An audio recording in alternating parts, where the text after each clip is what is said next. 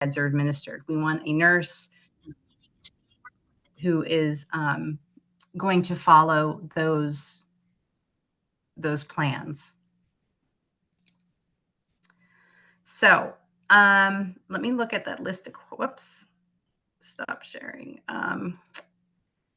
Oh geez, I just did it again. You know what? I don't even know if mine, I just clicked the got it. So I hope that it's recording. So that's really where I wish I had a better solution. I wish I had better options. Do you want to ask any questions on that before I move on? I have a question. Oh, go ahead, Shanda.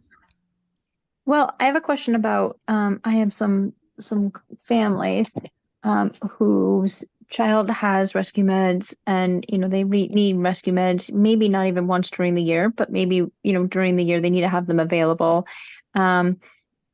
But their child is on the spectrum of functioning typically, or keeping up with their peers, and they don't want their child to have a one-to-one nurse. And so I think they're sort of fighting this battle. And so I wonder, what are the rules around this child needs, rescue meds, but they're saying things like, oh, the teacher can't evaluate whether or not to call the nurse. So what does that conversation look like as far as a nurse needs to administer the meds, and that relationship to the classroom and the child? And so that has to be, again, that has to be written down in your seizure action plan. So I would really work with your epileptologist on that specifically. Like, if your child has a seizure, what is the protocol? Like what 30 seconds, 5 minutes, and then like after how many minutes, what do you want that teacher to do? And for that teacher, it might just be, she might only have one step to follow. And that is, if my child's having a seizure, look at the clock, and at 3 minutes, call the school nurse because it'll take her 2 minutes to get down here or whatever. Like, you need to lay out specific steps that you want in place for your child should a seizure happen. And I know it's not your child. You're right in that some kids do have seizures infrequently enough that they don't necessarily need that constant one-on-one. But if a seizure, great that it only happens once a year, but if it happens, what do you need to happen? And then what does the school have in place? So like, let's just say like you have in the plan that at 3 minutes, the teacher's going to call for the school nurse, and she's going to come down to the room with the nasal spray. Is there always going to be a school nurse in the building? And, things like that. And if she calls out sick, what happens? Like, then, because that's, Murphy's Law, that's when the kid's going to have a seizure, right? It's the one day that the school nurse is not there. So no, not every child needs a one-on-one like that. And you're not going to necessarily find any hard and fast rules as far as, well, if you have this many needs, you get a nurse. And if you don't, this, the state regs will help form that a little bit. But for the less frequent seizures, it's just about having that worst case scenario in your head and what do you want in place the steps to happen. Does that help? Yeah, I think so. Just because in Philadelphia, in the city, we have a lot of school buildings that don't have a school nurse. And this comes up a ton because some buildings, the nurses were just cut. So.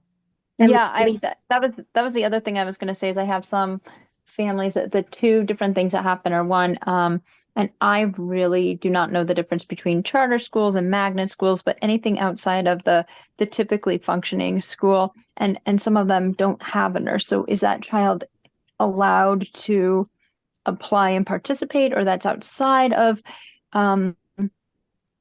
The rights, So like what are the rules yeah, there? so charter schools and magnet schools are publicly funded schools. They are still public schools. They are still bound to IDEA and all state special education regulations. In theory. In practice, I've found that they often unofficially get to play by their own set of rules, with fewer repercussions. I find that kids with a lot of needs, somehow their lottery number never comes up when it's time for the charter, and things like that. Um, but I mean, if a child is already at the school and this is in the plan, like they have to have a plan. They can't just say, "Oh, well, the kid's seizing. We don't have a nurse." Like there has to be something in place. And I think the other one is therapeutic services, that, so if you go outside of the school campus for speech or OT, even though it's a service of the school, um, how are IEPs or how are services put into play that way? So related services on an IEP, that would be determined by evaluations. I've honestly, I don't, are you in like the city of Boston or something? I've never heard of a child not getting services at their school building. I actually am in the city of Boston. We cover all, how many states do we have, Christine? Like four, Five. six, five, Yeah. something like that. And I think that we could spend a couple hours on some crazy stories, but it's happened more than once where I've had a person who's on here who doesn't have to share anything, please, that person was receiving, or it was offered to that person to receive services at the library, the public library, instead of going into the classroom or instead of going into their home. So I think there have been a couple situations. And so what are they held accountable for? You can see how that gets messy. Yes, it does. Okay.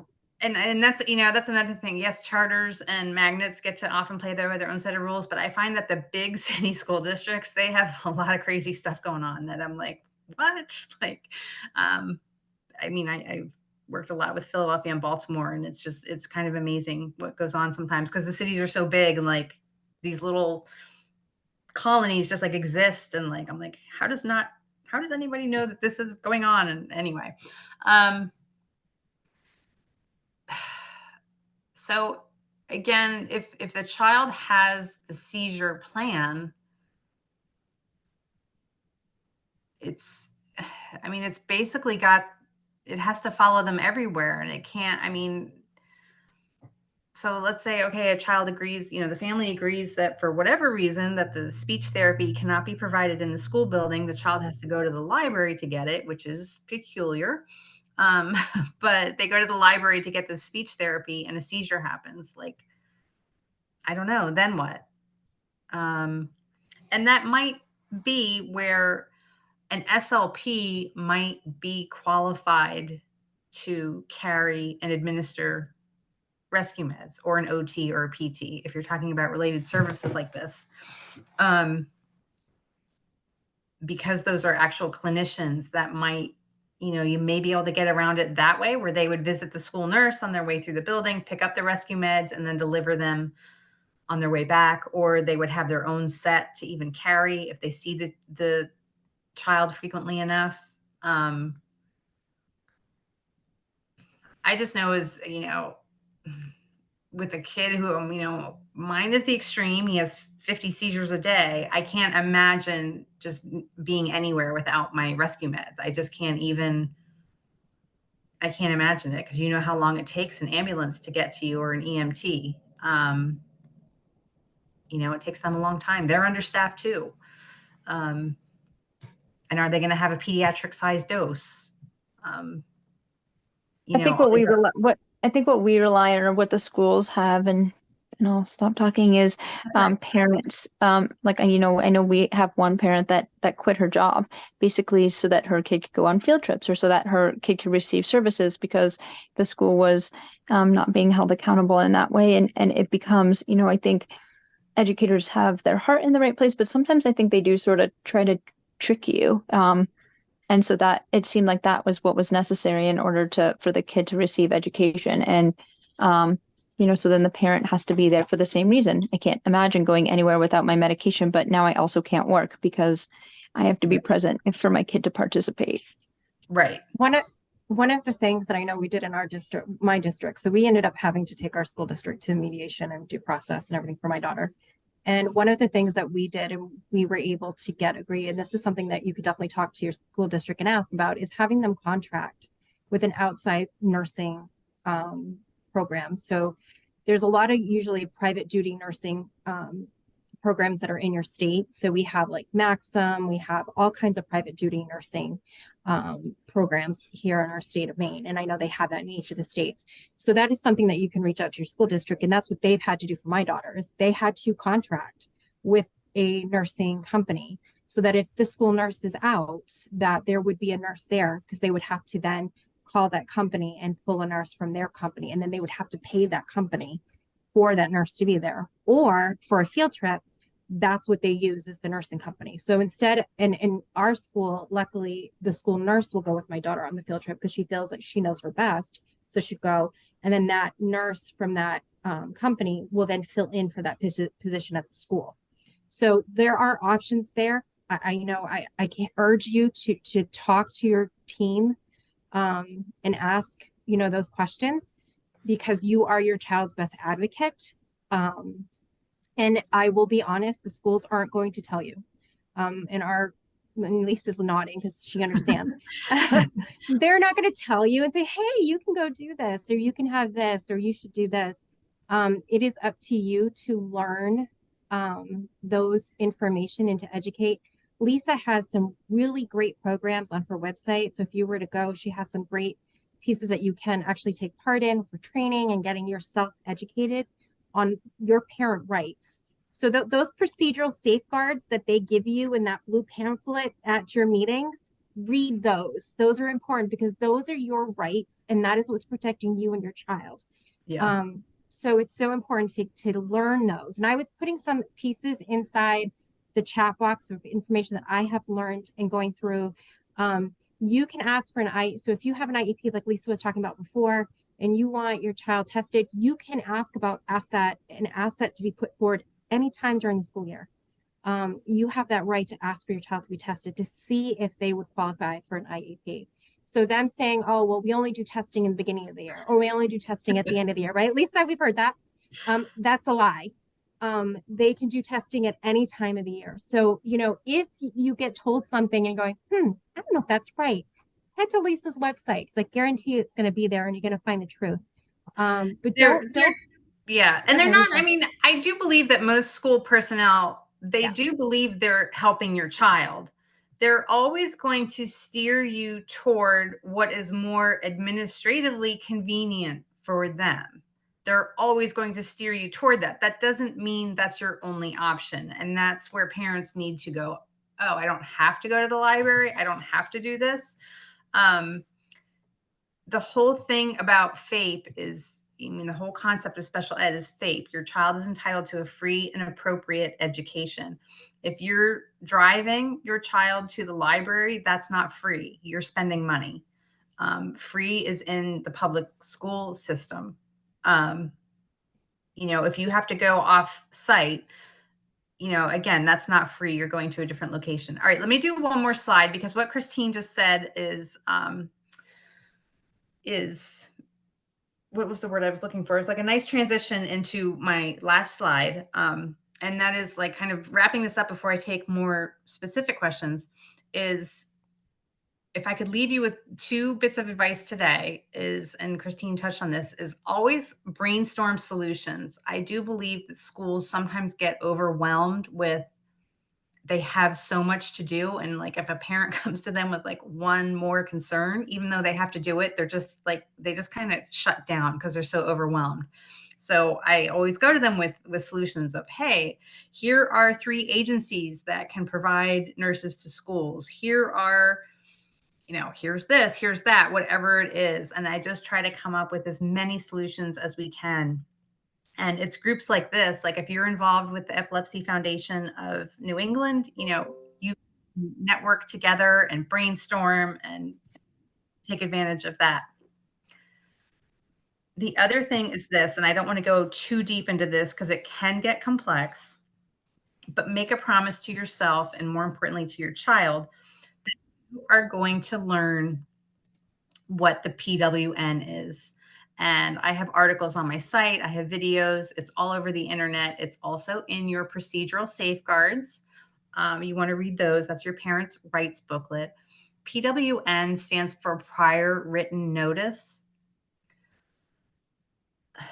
What it says in a nutshell, and this is a provision of IDEA, and what the prior written notice is that if a school wants to change FAPE, meaning the IEP, if they want to make any change to the IEP, or if they refuse to make a requested change to the IEP, they have to provide you with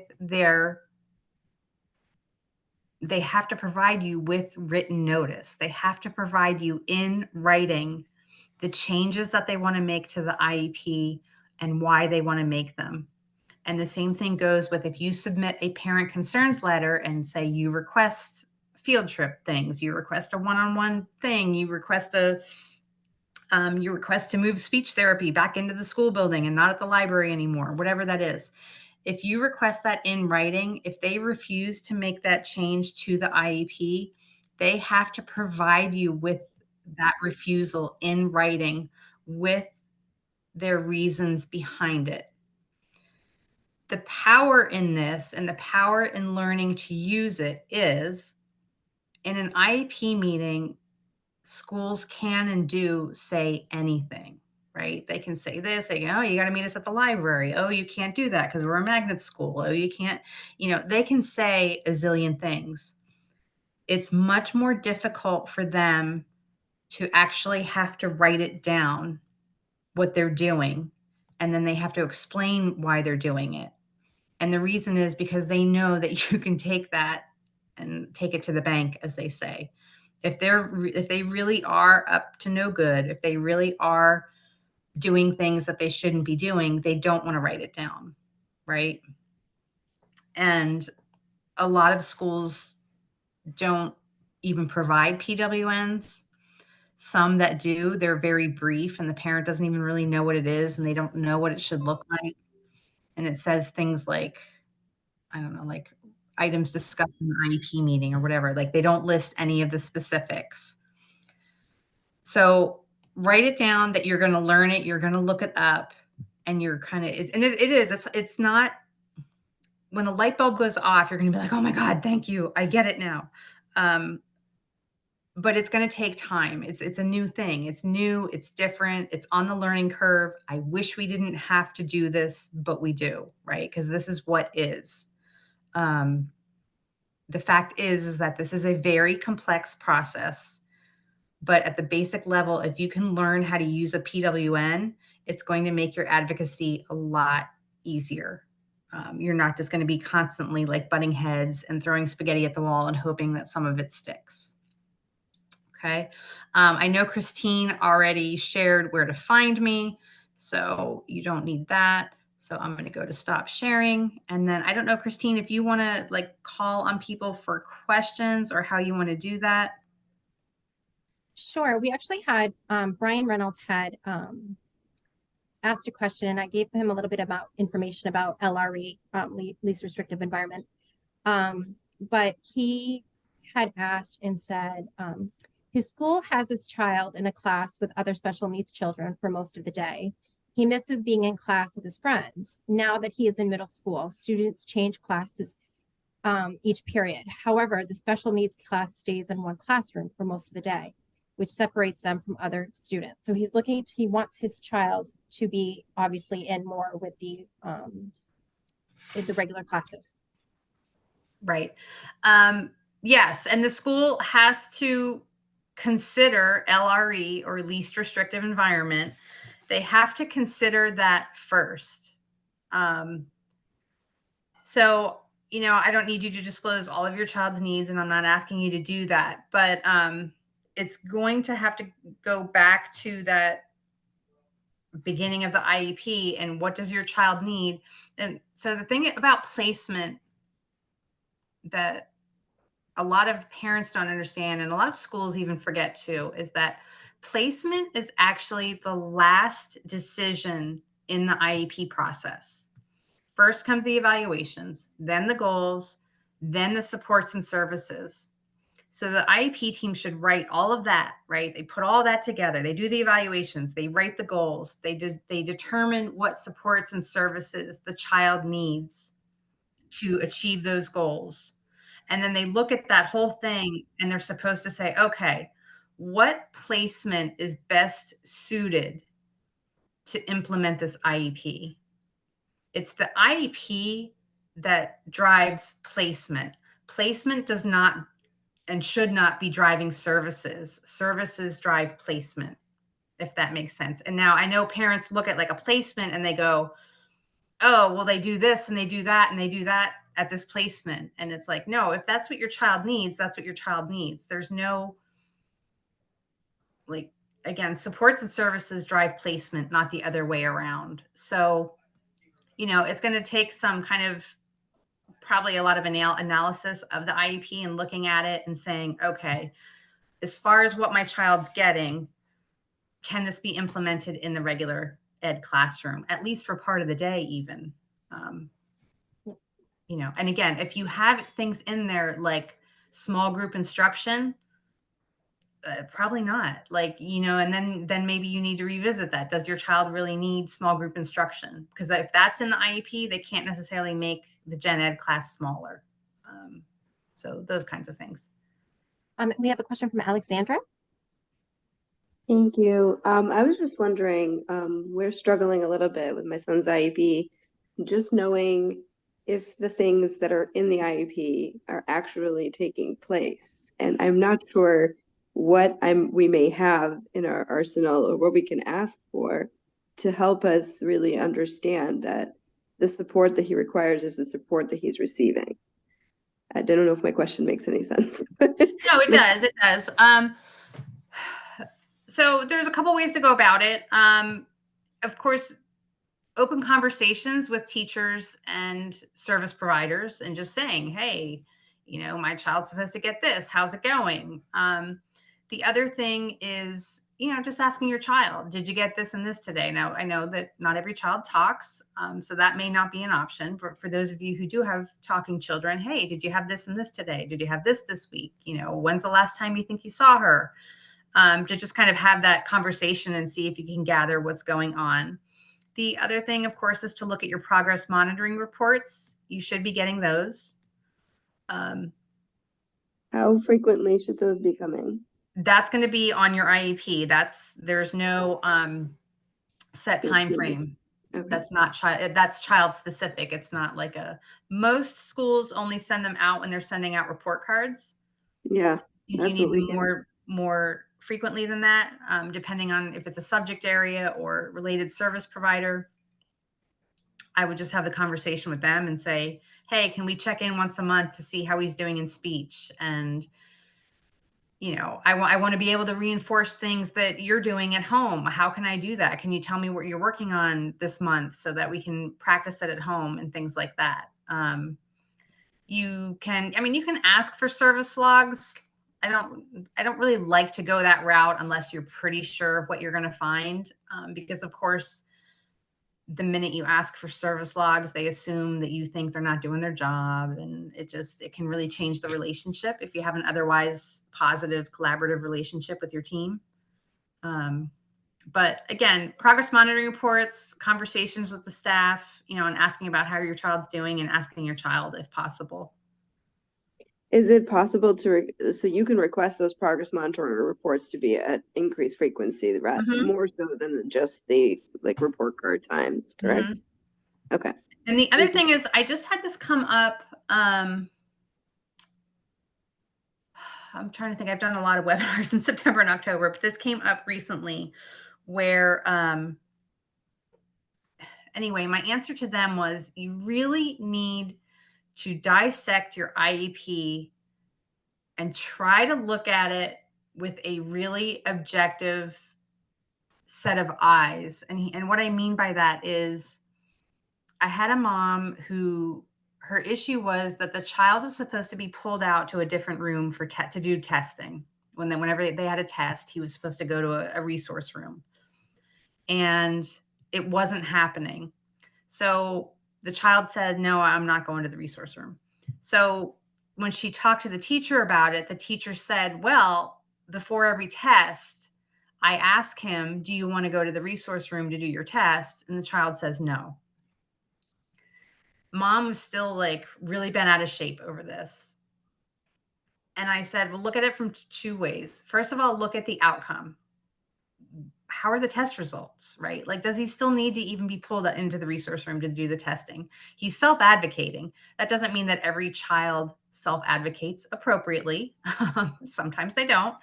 But I said, look at the outcome. Is it affecting the outcome? And does he really need to go to the resource room? And then the other thing is, her hang up was, well, she's not following the IEP. It wasn't written specifically. The way it was written in the IEP is that it said child will have access to the resource room for testing. So essentially the teacher was following the IEP, but if I hadn't reeled mom in, she was ready to go after the teacher for not following the IEP, but she was, you know what I mean? It was just a misunderstanding. So it's those specific things. And I get into a lot of arguments with schools and they go, you want every little thing put in the IEP? And I'm like, yeah, I do, because it saves a zillion arguments that we have. If you want the child to be taken to the resource room, whatever the accommodation is, whatever the intervention is, get it spelled out specifically so that there are no misunderstandings. And again, if you're questioning something, look at it on the IEP and go, okay, I'm concerned about this. What does it say about this item that I'm concerned about? And you might have to get it adjusted. Sorry, I can go like deep in the weeds on like any IEP issue. And You're doing great, Lisa. The other thing too, I want to bring up too, because I know I've known this, is if your school is saying, like, if you have something that they're doing and it's not on the IEP and they're like, oh, well, we're just going to do that. We've been doing it. It's not a big deal. We don't need to put it on the IEP. Do that for every kid. We just do it. You need it on the IEP. You have, and say thanks. But you know what? What if like all of a sudden new administration comes in, we move, we switch a school. The IEP follows your child, not the school. So it doesn't matter if they say, oh, we're just doing this. So it doesn't really matter. Say thanks. No, you know what? Thank you so much for doing that. And I love that you guys are doing that, but I'm doing this to protect my child. So just in case we have to move or something happens, can we just make sure it's in there? Because you want to make sure everything's detailed, like Lisa said. And I love it. She always puts this great, I was going to put it up because I just sent it to myself, but she has this great, and I hope it's okay. I took this from you, Lisa. I'm saying it is from you. I absolutely love this saying you have that you use all the time that says the first rule about IE Fight Club is we don't talk about IEP Fight Club. No, really, we don't. We get everything in writing. So love that one.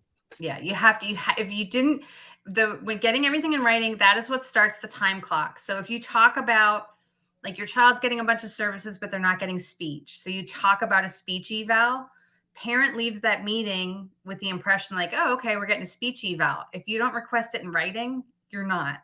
And then it doesn't happen. Then a month goes by and mom's like, why isn't the speech eval happening? And then she's resentful and there's bad feelings and it's a whole thing. You know what I mean? Everything in writing, everything. Do we have any other questions? Because we're coming up on the 8 o'clock time now. Don't see any other questions. I want to say thank you again, Lisa. Thank you so much for joining us. Yes, I will put your website and your Facebook information there so people can take a look. Definitely, if you have more questions, take time to look at our website. It is filled with all of the things we talked about today. Best thing you can do as a parent is educate yourself. It's not easy. There's a lot of pieces to it. But again, the Epilepsy Foundation, we're here to help and guide you.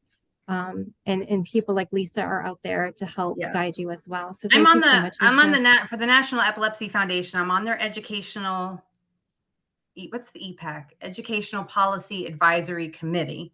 So, I mean, participate with your Epilepsy Foundation, because your opinions and your concerns and everything, they really are heard. They filter down to the policy committees, and they get made into policy. And they need to know what's going on. I always say I'm a foot soldier out there in this, and like, they need to know what's going on out there. So stay involved. You have a lot to offer them as far as what you're experiencing. And I know that, Epilepsy Foundation has a tremendous amount of resources, your seizure action plans, all of it. I mean, it's all there. Before we end, Cheryl does have a quick question. She said her child is frequently late for school. Cheryl, are you still here with us?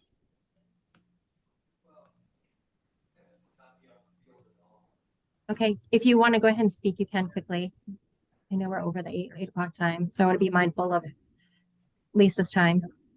Oh, She's you're on mute.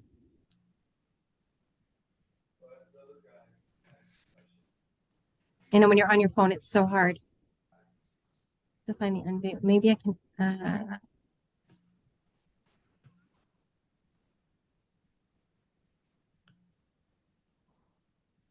Cheryl, if we don't get to that question, it's okay. If you want to email me, and I'll put my email in the chat.